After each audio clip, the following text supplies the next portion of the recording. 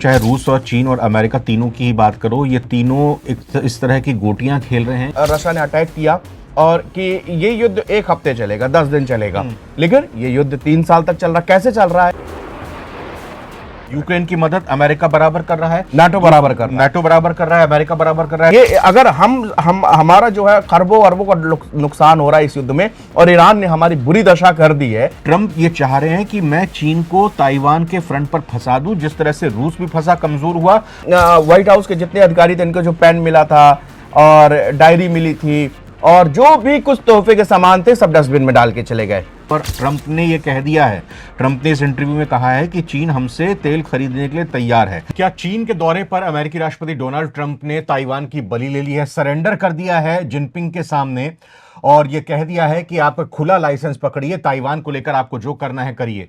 यह सवाल इसलिए उठ रहा है क्योंकि सबसे पहले चीन की तरफ से जो उनकी एम्बेसी है अमेरिका में, एक बड़ा ही सख्त नोट सामने आया था ट्रंप के दौरे से पहले। उसमें कहा गया था कि जब ट्रंप चीन की धरती पर कदम रखेंगे तो ताइवान का वो जिक्र तक नहीं करेंगे, कोई बात नहीं करेंगे, और हुआ भी हूबहू वैसा ही। और जब अपने दौरे के बाद ट्रंप वापस अमेरिका लौटे, फॉक्स टीवी को इंटरव्यू उन्होंने दिया और यह कहा कि 9,500 मील ताइवान हम कोई लड़ने के लिए थोड़ी जाएंगे।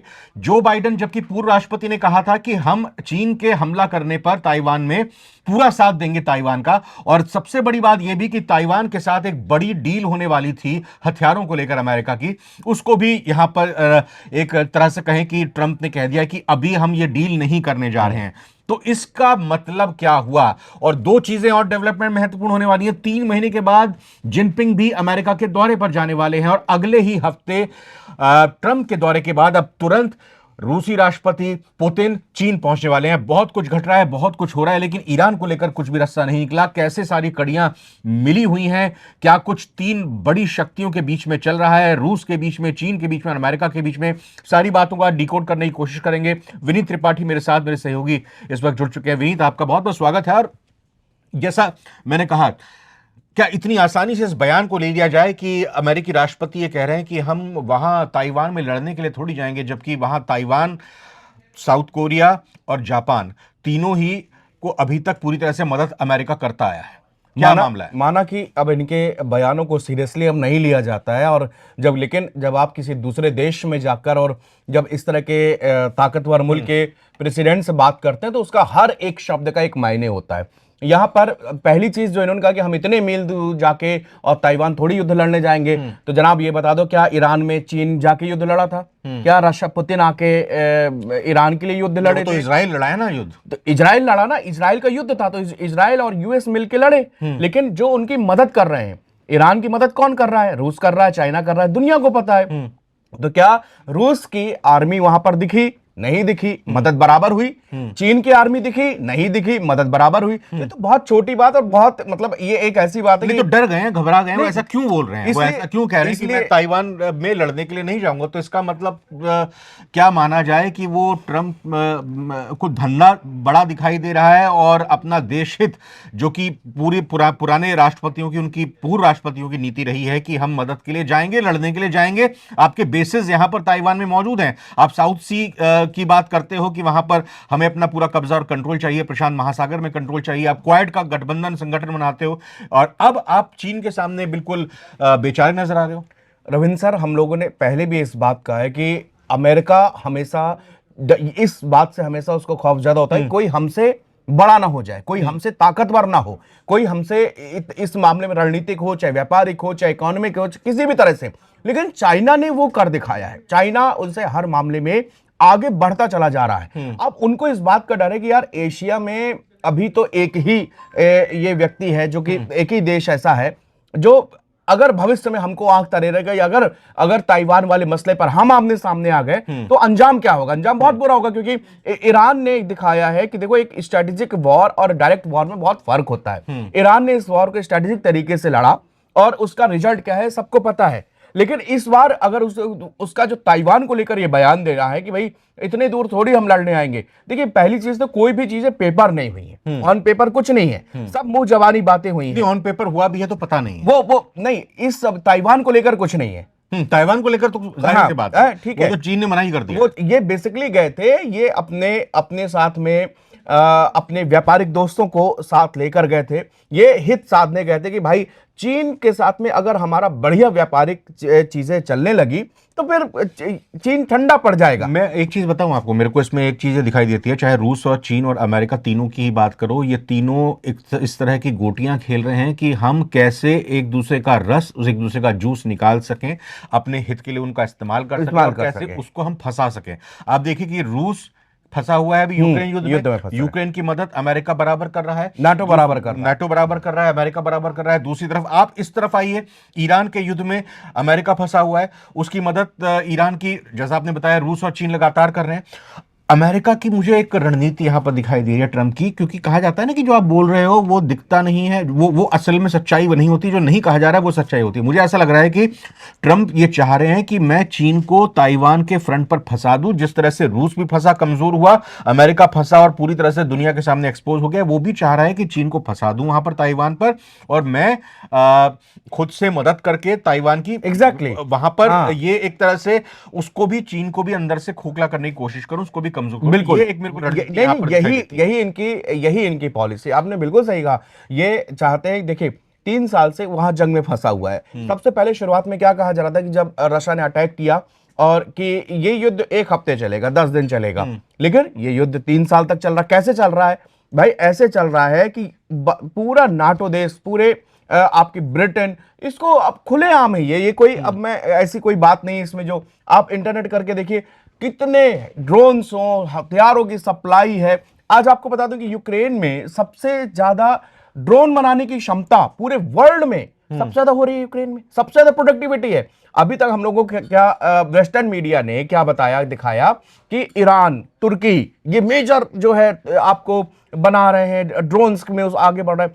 आपको बता दें कि ये नाटो कंट्रीज इतने खतरनाक ड्रोन्स बना रही हैं, और इनकी सबकी छोटी छोटी कंपनियां ये सब जाके यूक्रेन में इन्वेस्ट कर रहे हैं। यूक्रेन और स्वीडन में, नॉर्वे में, फ्रांस में, या जर्मनी में, सॉरी, और ये लोग खतरनाक ड्रोन और चीपर ड्रोन, सस्ते से सस्ता ड्रोन, उस पर काम कर रहे हैं। क्यों कर रहे हैं? ताकि इस युद्ध को आप लंबा, वो उनकी स्ट्रेटेजी की, अमेरिका का जो स्वरूप अभी देख रहे हैं वो, कि भाई ये तो फंस गया, अब ये हमारी मदद कैसे करेगा, हमको प्लान बी पर काम करना है कि कल के दिन अगर रशिया अगर ज्यादा आक्रामक हो गया तो फिर क्या करेंगे। क्योंकि अभी तक भी रशिया ने 3 साल में कोई भी ऐसे वेपन्स यूज नहीं किए जो कि उसके पास में जिसकी उसकी क्षमता है, जो अगर उसका वो प्रयोग करने लगेंगे हैवी का, तो यहां पर मुश्किलात खड़ी हो जाएंगी। तो ये स्ट्रैटेजी है कि यहां पर चलो हम लोग अपना एक केंद्र बनाते हैं, हम लोग अपना प्रोडक्टिविटी शुरू करते हैं। तो मैंने ये बात बताई, क्योंकि बात के बीच में ड्रोन्स की बात आ गई, तो मैंने आपको बताया। दूसरी चीज आपको बताएं, ये 100% जो आपकी बात है, ये इस युद्ध को पूरे एशिया को जद में लेने का एक फंडा एक चल रहा है।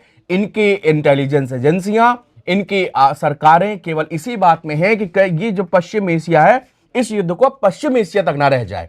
अब अमेरिका इसमें इन्वॉल्व हो गया है, ब्रिटेन बैकडोर से इन्वॉल्व वही है अमेरिका के साथ में। आप देखिए साइप्रस में उसकी पूरी नेवी की डिप्लॉयमेंट शुरू है। दूसरी चीज है, इधर चीन जो है लगातार बढ़ रहा है, भारत लगातार आगे बढ़ रहा है। ये सब चैन में, सुकून में क्यों बैठे हैं? ये अगर हम हमारा जो है खरबों अरबों का नुकसान हो रहा है इस युद्ध में, और ईरान ने हमारी बुरी दशा कर दी है, तो क्यों ना इनको भी किसी भी स्ट्रेटजी के तहत इनको हम वॉर पॉइंट पर लेके आए। अब वॉर पॉइंट पर आप आओगे कैसे? सीधी सी बात है, बहुत उदाहरण है कि भाई ताइवान को आप लगातार उकसा रहे हो, आप उसको हथियार, अभी 2020 वाली इसमें जो है यूएस कांग्रेस की मदद मिल चुकी है, सिर्फ और सिर्फ एक ट्रंप के हस्ताक्षर बाकी हैं। ये भी डील पूरी हुई हुआ ही रखी है, इसमें कोई रवि जी कोई इसमें वो शक शुबा नहीं है कि हमें इसमें कांग्रेस की परमिशन चाहिए, कुछ नहीं, ओके है। इसके पहले आपने भारी हथियारों की सप्लाई यहां पर ऑलरेडी ताइवान की, तब भी चीन ने कहा कि ये सब मत करो, और इसके बावजूद अब ये क्या कर रहे हैं, चीन में जाके ये दिखाना चाह रहे थे कि देखो हम कितने अच्छे दोस्त हैं।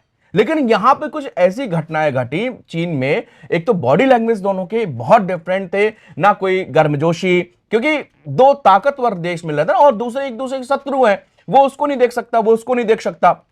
तो इसीलिए जब ये रिपोर्ट्स आई कि जब पुतिन, माफ कीजिएगा, जब ट्रंप जा रहे थे, तब इनके व्हाइट हाउस के जितने अधिकारी थे, इनको जो पेन मिला था और डायरी मिली थी, और जो भी कुछ तोहफे के सामान थे सब डस्टबिन में डाल के चले गए। कारण कि उसमें कोई स्पाई का कोई ऐसा मैकेनिक, कोई सी चिप ना लगी हो, जबकि एयरफोर्स वन बिल्कुल पे विश्वास की कमी है। विश्वास ही नहीं और है। अभी की बात अगर हम ये करें, जैसे मैंने शुरू में जिक्र किया कि पुतिन भी अभी चीन के दौरे पर आने वाले हैं, तो ये सभी जो है ना अभी बैलेंसिंग एक्ट कर रहे हैं। चीन ये दिखाना और दर्शाना चाह रहा है, देखिए मेरे दरवाजे पर, मेरी चौखट पर खुद अमेरिका आ रहा है। चीन खुद फंसा हुआ है, ईरान में उसके तेल के स्रोत बंद हो चुके हैं हॉर्मुज के ब्लॉकेड की वजह से। अमेरिका ने चीन की रिफाइनरीज पर पाबंदी लगाई हुई है। तो चीन को ये जरूरत है कि अमेरिका हॉर्मुज को खुलवाए और साथ ही साथ वहां का पूरा झंझट खत्म होना चाहिए। उनकी कंपनीज पर जो बैन लगा हुआ है वो हटाया जाना चाहिए। और ट्रंप ने ये कह दिया है, ट्रंप ने इस इंटरव्यू में कहा है कि चीन हमसे तेल खरीदने के लिए तैयार है। तो ये एक व्यापार को ऊपर रखते हुए अंदर खाने, एक दूसरे के भीतराघात करने की और दोनों एक दूसरे की जड़ खोदने का पूरा काम कर रहे हैं। दूसरी तरफ रूस भी बेचैन होकर अगले हफ्ते यहां पर पुतिन आने वाले हैं। वो भी अमेरिका को दर्शाना चाह रहे हैं कि भले ही तुम यहां पर दौरा करने के लिए आगे हुए, लेकिन हम ज्यादा इनके करीब हैं। तो चीन ये दिखाना चाह रहा है कि भाई मेरे दुनिया को कि आज की तारीख में मैं नंबर 1 हूं। अमेरिका भी मेरे पास आ रहा है, रूस भी मेरे पास आ रहा है।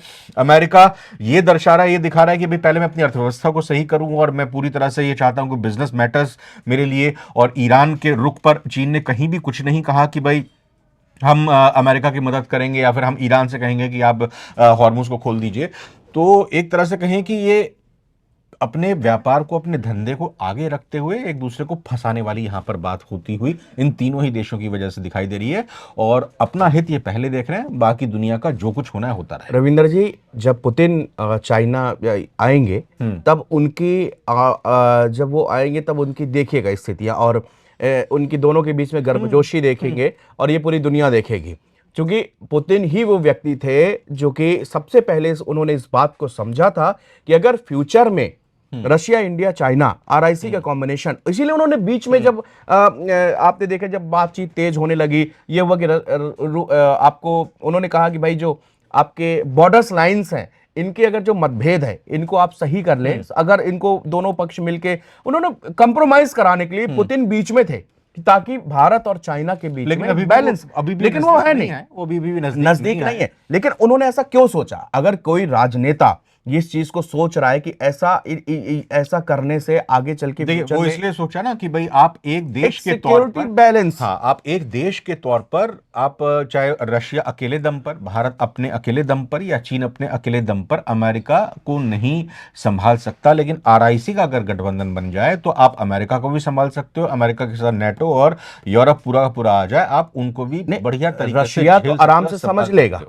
रशिया तो अमेरिका को डायरेक्ट समझ लेगा। नहीं, वो तो आप देख रहे हैं यूक्रेन की जो स्थिति है वो कैसे कर पा रहा है। तो इसलिए मैं वही कह रहा हूं कि यूक्रेन की स्थिति से सर डिफरेंट है, तभी आप मुकाबला कर पाएंगे। यूक्रेन में तो सर 32 देश मिलकर लड़ रहे हैं ना, अकेले वो उसके साथ में कौन है? रूस के साथ में किसने जंग लड़ रहा है? कोई नहीं लड़ रहा उसके पास। और देखिए 3 साल में आप देखिए कि उनका घाटा कितना है, रशिया का कितना लॉस हुआ है। रशिया की इकोनॉमी, हाँ ये जरूर है कि जो 7% से बढ़नी चाहिए वो 2%, 3% बढ़ रही है, लेकिन उनका व्यापारिक घाटा देखिए आप देखिए उस रशिया के ऊपर कितना कर्ज है। नहीं है, क्यों? क्योंकि वहां उसकी अपनी प्लानिंग्स और वहां पर जो अपना इनोवेशंस है, जो वहां पर मैन्युफैक्चरिंग है वो बहुत, तेल और गैस का। क्या अब ताइवान पर कब्जा करने के लिए उस पर आक्रमण करेगा? ताइवान, चीन और ताइवान के बीच में ये इन्होंने हुस्का दिया है, इन्होंने आग लगा दी है।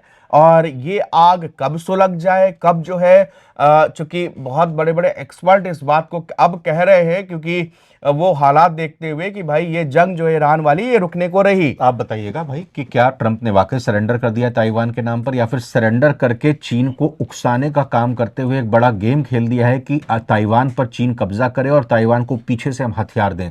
कमेंट करके अपनी राय दीजिएगा। विनीत, पूरे, हाँ बस पूरे एशिया को किसी भी तरह इनका जो मुख्य एक एजेंडा है जिसको हर देशवासियों को, हिंदुस्तान के लोगों को समझना चाहिए कि इनका एक ही एजेंडा है, वो है कि चीन को ताइवान से भिड़ा दो। इधर हिंदुस्तान बड़ा मुल्क है, इसको पाकिस्तान से उलझा के रखो, इसकी बॉर्डर लाइन से आए। इसीलिए मुनीर को बार बार झप्पियां देने का कोई मकसद नहीं है उसकी कोई, लेकिन एक दिखाना कि देखो हम तुम्हारे साथ हैं। वो भी, अच्छा पाकिस्तान भी जानता होगा इस बात को, इतने वहां भी लोग पढ़े लिखे होंगे तो वो भी जानते होंगे कि झप्पियों का मतलब क्या है, कि इस हिंदुस्तान और अब कौन बचा एशिया में जो ताकतवर हो? कोई नहीं। तो आप जो है फिर खुल्लम खुल्ला हम बिल्कुल सही जो बात। हमारे तेल ठीक का है। खेल है वो चलता रहेगा। फिलहाल इस वीडियो में इतना है।